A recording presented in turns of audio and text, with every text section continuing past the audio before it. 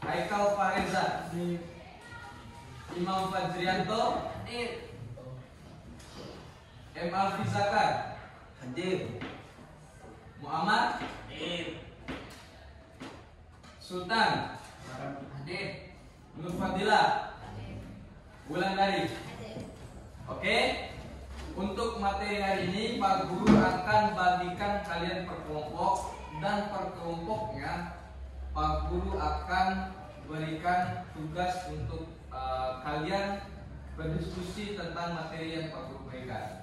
Nah, langsung aja ya, kelompoknya kita bagi per ini ya, per deretan ini. Nah, nantinya per deret ini akan mempresentasikan hasil dari diskusinya itu. Pak Guru bagi ya. Untuk kelompok 1 itu akan membahas tentang pemberian obat. Kelompok 2 itu adalah penyakit pada ternak ruminansia. Kelompok 3 penyakit pada ternak unggas. Kelompok 4 penyakit pada hewan liar. Kelompok 5 penyakit pada hewan kesayangan. Oke. Untuk itu Pak Guru persilakan kalian untuk memulai diskusi tentang materi ini. Kalian boleh catat, boleh lewat HP, boleh ya. Jadi Pak Guru persilakan mencari materinya, kemudian kalian nanti akan mempresentasikan. Oke, silakan duduk buat kelompoknya berdiskusi, silakan lagi.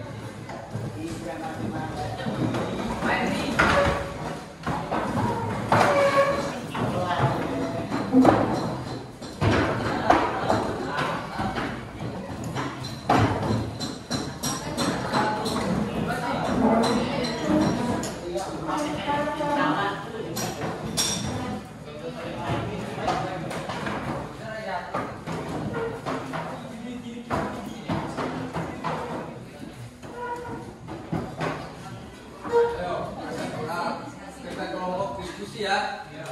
Jadi kalau bisa semuanya ikut berperan aktif di kelompok, di mana nantinya Pak Guru mungkin akan langsung saja membagikan kalian tugas mana yang akan presentasi, mana yang akan menjawab, dan mana yang akan ini, biar semuanya bisa bergerak ya. Oke, pelajari materinya jangan pasif. Belajar sama-sama.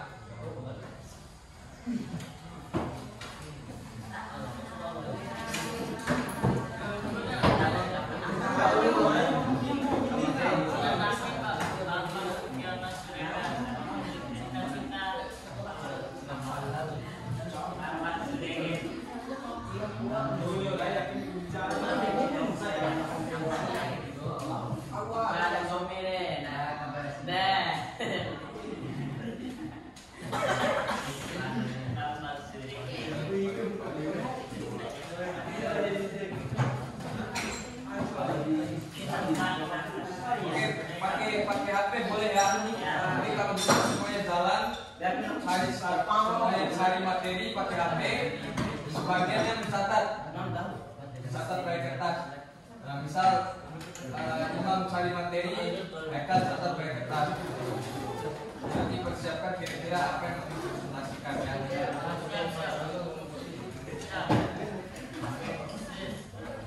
Nanti yang akan presentasi nanti Yuda sama Sultan ya. Nanti Imam bagian mencatat, jadi kalian sama-sama mencari materinya.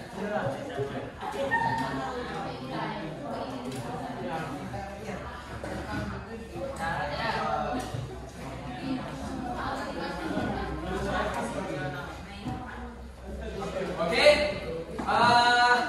Sambilan kelompok lain berdiskusi. Karena kelompok 1 sudah selesai, kelompok 1 sudah selesai, jadi kita akan lanjutkan ke sesi presentasinya ya. Oke, buat kelompok 1 sudah persilakan. Tadi Pak Guru sudah membagi mana yang bertugas sebagai moderator. Nah, buat Imam yang mencatat pertanyaan boleh duduk, boleh nggak mencatat. Silakan tutup foto Imam. Oke, yang lainnya nanti kalau ada sesuatu yang ini kan berkaitan dengan penyuntikan ternak. Nah, terlebih lagi besok itu kita akan melakukan pelayanan kesehatan ternak. Jadi ini harusnya menjadi motivasi buat kalian ketika kalian harus benar-benar tahu bagaimana pemberian semua obat yang kita akan lakukan. Terutama besok kita akan turun layanan. Ya. Kalau catatnya HP betul. Ya bisa. Ya, Bisa mencatat menggunakan HP ya. Jangan pakai bersertifikat. Boleh diam nggak? Ya, bisa dimulai. Ayo. Assalamualaikum warahmatullahi wabarakatuh. Waalaikumsalam warahmatullahi wabarakatuh. Kami dari kelompok 1 akan mempresentasikan hasil diskusi kami. Saya sebagai moderator. Ya. Saya sebagai pembaca.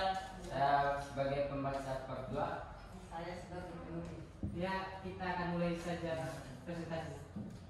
Rute pemberian obat terdiri dari oral, sublingual, dan bukal, parenteral atau injeksi, topikal, rektal, okular, nasal, inhalasi, abdominal, genital. Oral dengan cara memasukkan obat ke dalam mulut dan menelannya sehingga obat bisa dicerna dan diserap oleh tubuh melalui pencernaan. Rute ini biasanya ditujukan untuk obat berbentuk cair, kapsul, tablet, tabletnya dan sebagainya yang dikonsumsi melalui mulut. Obat yang dikonsumsi secara oral akan melalui proses penguraian dan organ pencernaan hingga organ hati sebelum obat diedarkan ke dalam darah. Karena itu, pemberian obat secara oral seringkali dipengaruhi oleh jenis makanan atau obat-obat yang sedang dikonsumsi pasien. Topikal.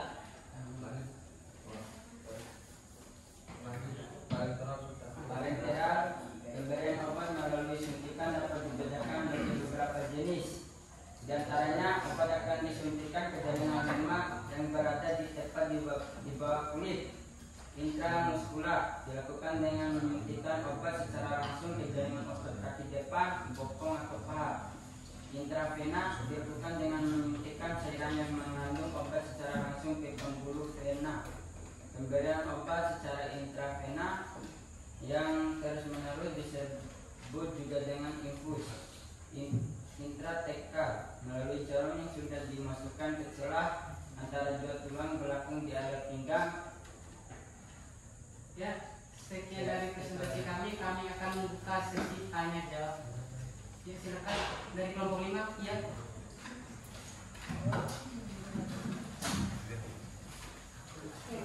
Ya silakan. Hadijah. Pada rute pemberian obat parenteral manakah yang paling efektif? Pada rute pemberian obat parenteral manakah yang paling efektif? Itu pertanyaannya.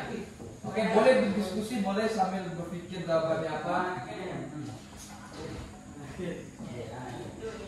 Oke, Imam boleh Imam coba menjawab pertanyaannya Imam ya. Pada rute pemberian obat parenteral dilakukan sesuai dengan fungsinya, artinya tidak memiliki kelebihan atau kekurangan karena setiap obat diberikan melalui rute yang tepat. Bisa Pak? Bisa. Ya, silakan Hadijah, bagaimana? Ada pertanyaan lagi. Oh iya, bisa. Pemberian obat dilakukan sesuai dengan tujuan dan fungsi obat tersebut atau di mana obat itu akan bekerja. Oke. Ada lagi? Saja.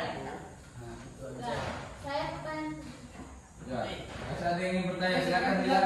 Dari kelompok apakah rute pemberian obat secara oral dapat menimbulkan efek samping? Karena kebanyakan saya lihat obat hewan diberikan secara parenteral. Oke, apakah pemberian obat secara oral itu menimbulkan efek samping? Karena biasanya obat hewan kebanyakan disuntik atau parenteral. Silakan siapa yang menjawab? Rute pemberian obat secara oral tidak menimbulkan efek karena termasuk rute yang mudah dan aman. Efek samping muncul biasanya datang dari reaksi tubuh terhadap obat, berarti yang menimbulkan efek adalah obat bukan rute. Oke, itu dia jawabannya. Apa ada yang mau menambahkan mungkin? Mas Guru, mana? Apa? Muhammad Muhammad. Ya, bahkan Mama silakan. Rute pemberian obat yang biasanya menimbulkan efek itu rute pemberian obat parenteral itu bisa muncul jika pemberian obat tidak dapat atau menghilai bagian-bagian. Ya, betul sekali itu. Bisa jelas semuanya paham ya berarti ya? Oke, Ya, silakan. terima kasih atas perhatiannya. Wassalamualaikum warahmatullahi wabarakatuh.